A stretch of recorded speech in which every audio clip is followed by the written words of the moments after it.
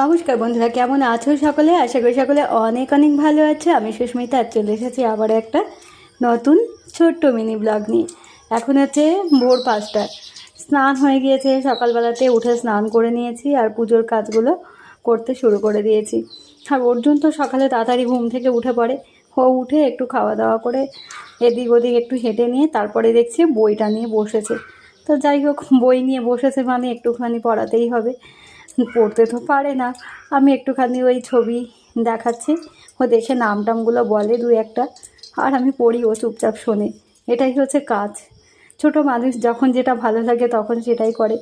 আর তারপরে এই দেখো, সকালে আজকে ভোগের জন্য আমি একটুখানি লুচির আকারে বেলে অল্প সামান্য তেলে পরোটা আকারে একটু ভেজে নিচ্ছি, আর তার সাথে একটু সুজি বানাবো। এটাই হচ্ছে আজকে সকালে ভোগের জন্য বানাচ্ছি। তো ভোগ তো বানানো হয়ে গিয়েছে আর পুজো এদিকে দেওয়া হয়ে গেছে, রেডি হয়ে গেছে। আর তারপর চলে এসেছি রান্নাঘরে।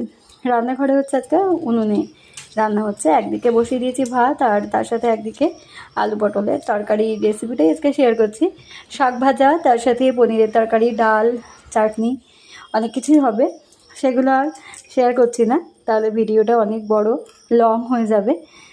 আর আলু পটলের তরকারি বানানোর জন্য কড়াইতে সর্ষে তেল গরম করে তাতে তেজপাতা, শুকনো লঙ্কা, গোটা গরম মশলা ফোড়নে দিয়ে তাতে দিয়ে দিলাম টুকরো করে রাখা টমেটো। তারপরে একটা বাটির মধ্যে গুঁড়ো মশলা, জিরে গুঁড়ো, ধনে গুঁড়ো, কাশ্মীরি লঙ্কার গুঁড়ো, আদা বাটা দিয়ে জল দিয়ে গুলে তেলের মধ্যে দিয়ে দিলাম। এবার ভালো করে মশলাটাকে কষিয়ে নিতে হবে যতক্ষণ না মশলা থেকে তেলটা ছাড়ছে।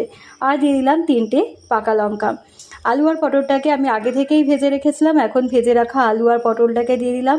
দিয়ে খুব ভালো করে কষিয়ে নিতে হবে।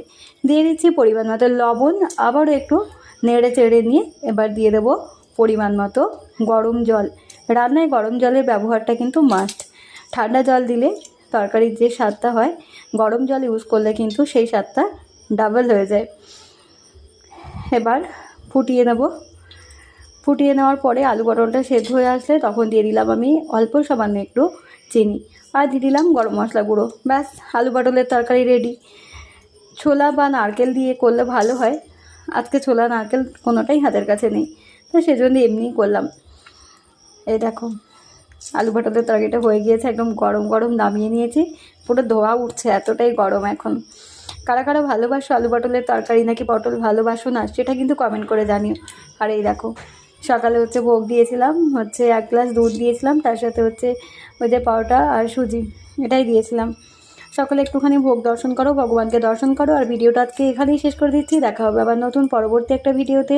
ততক্ষণ পর্যন্ত সকলে ভালো থেকো, সুস্থ থেকো। নমস্কার, টাটা, বাই বাই।